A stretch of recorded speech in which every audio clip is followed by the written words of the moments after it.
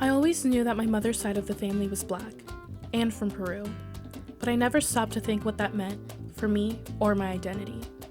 I started to realize that identity is very complex. For some, it can be an easy idea to grasp, but for me, it continues to be a continuous journey. As a college student, I first began to learn, study, and reflect about my cultural heritage.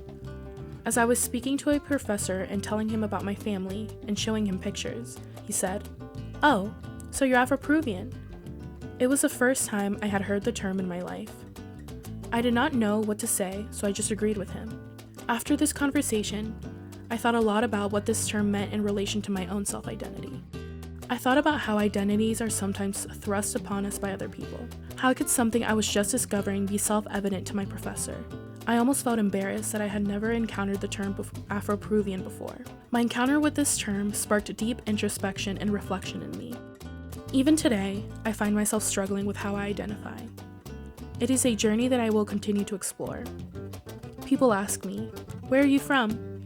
And even though it can seem like such a simple question, it is a question that constantly has me on my toes. I usually start off by saying, "Well, I was born in Cincinnati, Ohio, but both of my parents are from Peru. My mother's side of the family is Afro Peruvian, so I guess you could say that I would be considered biracial." To me, that seems like such a long answer to give, but I want to make sure that I give credit to all of the aspects that make me, me. I myself felt I did not fit into my family. Being of a lighter skin complexion compared to my family members, I did not see how I fit in while growing up, especially when compared to my cousin Regina. We were always dressed alike because we were only a year apart and our mothers were sisters. At first, I saw no difference between us.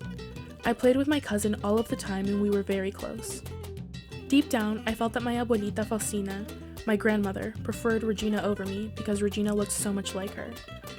I felt like no part of my abuelita was seen in me. As a result, I remember trying to tan to get darker.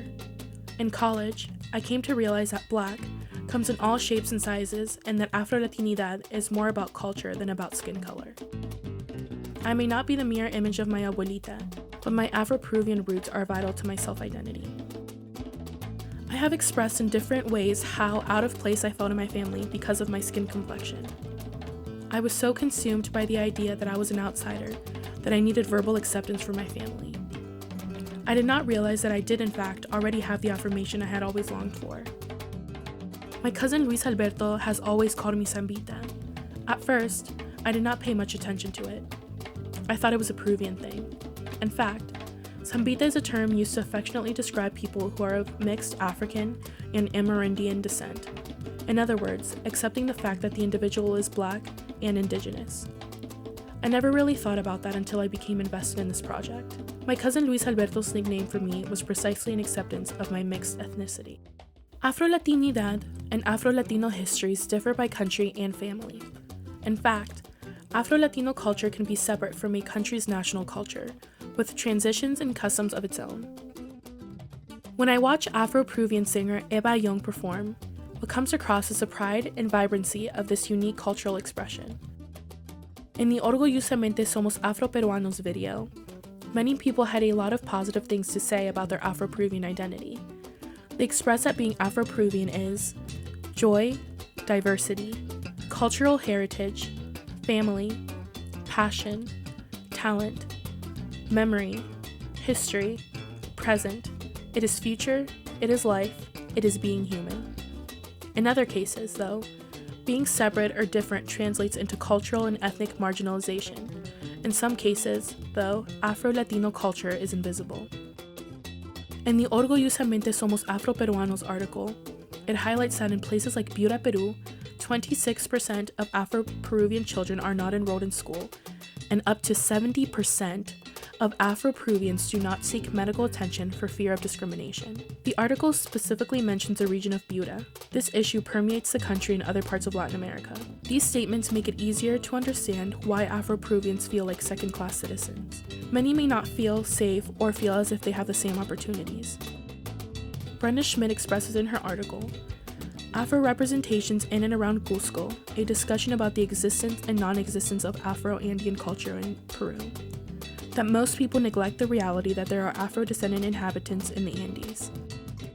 Schmidt makes a point to express that in an Afro Peruvian perspective, Cusco is a stronghold of Peruvian indigenismo that identifies with its Incan heritage and is not part of a pluralistic society. The history of invisibility and lack of representation continues in the words of my mother, who comes from a black family, but has also said to me in the past, "Quiero que arregles tu raza," I want you to fix your race.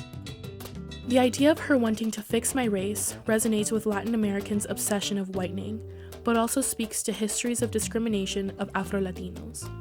Because of personal experience, my family fears that I face discrimination because of who I am. Unfortunately, in society, most acceptances and opportunities arise to those of a lighter skin complexion. Interestingly enough, Peru celebrated their 150th commemoration of the abolishment of slavery with great pride, celebrations, and festivals. Schmidt says that, as a result, more Peruvians are starting to accept, even openly acknowledge, the African presence within Peru. Most Afro-Peruvians are referred to as negros or negras. In Spanish, I feel the words give off a stronger connotation than black does in English. Many would say that because I have an Afro-Peruvian background, it is okay for me to use these terms, but it makes me uncomfortable. I prefer to use the word moreno or morena, which is another word to refer to a person with black or indigenous heritage. For biracial and ethnic individuals like myself, there is no single or generic term that truly expresses or explains our identity to others. In my studies, I've become increasingly aware of practices of cultural essentialism and cultural reification.